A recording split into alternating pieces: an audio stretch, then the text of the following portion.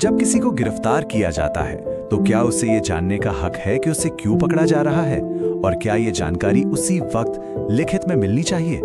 हाल ही में supreme court ने एक फैसला दिया है जिसने इस सवाल का जवाब बिल्कुल साफ कर दिया है। और यकीन मानिए, ये सिर्फ कोई छोटी मोटी कानूनी बात नहीं है, ये सरकारी ताकत और एक आम नागरिक की आजादी के बीच के संतुलन में एक बहुत बड़ा बदलाव है। तो चलिए समझते हैं कि आखिर बदला क्या है। तो ये पूरी कहानी शुरू होती है एक बहुत ही दुखद घटना से, जैसा कि अक्सर बड़ी कानूनी लड़ाइयों में होता है। 7 जुलाई 2024 की बात है। एक तेज रफ्तार BMW एक स्कूटर से टकरा जाती है।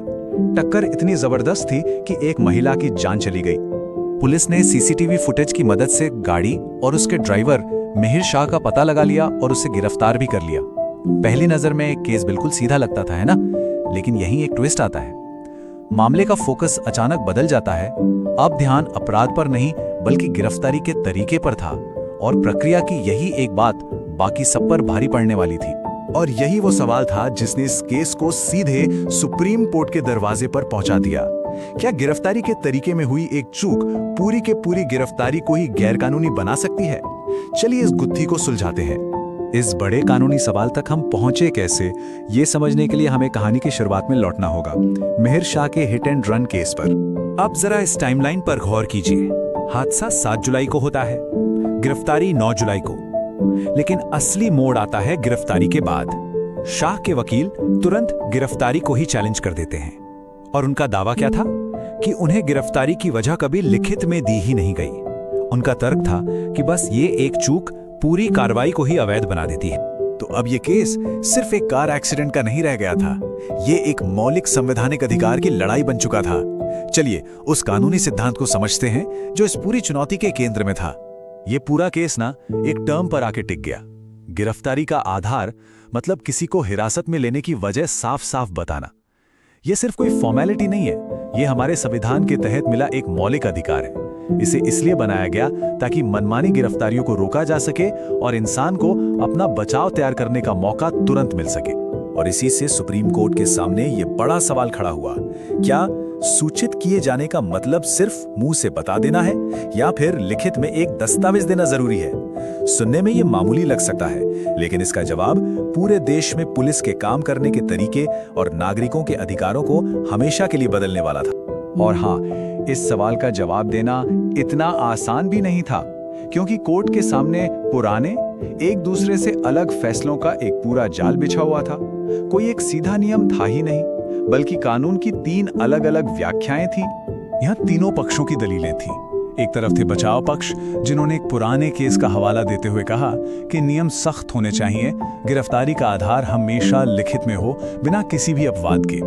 दूसरी तरफ थी सरकार, जिसका तर्क था कि कानून में लिखित शब्द तो है ही नहीं, इसलिए मुंह से बता देना काफी है। और फिर एक तीसरा पक्ष भी था, कोर्ट के सलाहकार, जिन्हें एमिकस क्यूरी कहते हैं।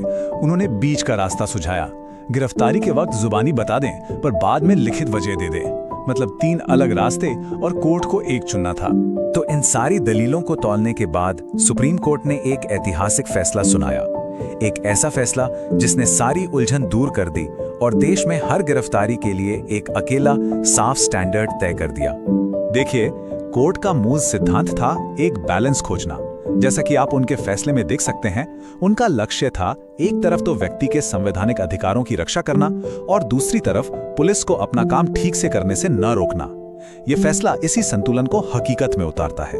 तो ये है वो नया यूनिफाइड नियम। कोर्ट ने कहा कि गिरफ्तारी का आधार बताना सभी तरह के अपराधों के लिए जरूरी है और अब स्टैंडर्ड बिल्कुल साफ है, ये लिखित रूप में दिया जाना चाहिए। हाँ, कोर्ट ने यह भी माना कि कुछ बहुत ही इमरजेंसी वाली सिचुएशन में मौके पर ऐसा करना मुमकिन नहीं हो सकता। तो उन अपवादों के लिए उन्होंने एक नई सख्त टाइम लिमिट बना दी।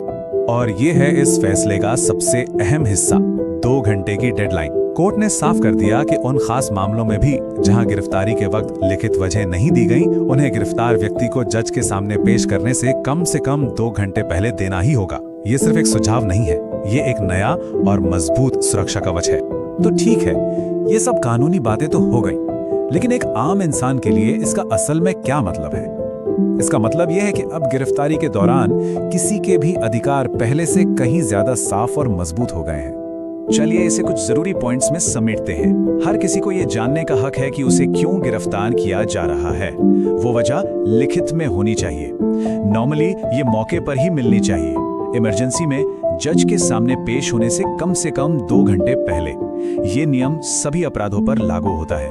और सबसे जरूरी बात, अगर इस प्रक्रिया का पालन नहीं होता तो गिरफ्तारी को ही रद्द किया जा सकता है। ये फैसला हमें एक बहुत बड़े सवाल पर लाकर छोड़ देता है। क्या ये नया साफ नियम बेगुनाह नागरिकों को गलत गिरफ्तारी से बचाने के लिए एक जरूरी ढाल है, या फिर क्या ये दोषियों के लिए प्रक्रिया में कमी का फायदा उठाकर कानून से बचने का एक नया रास्ता बना देता है?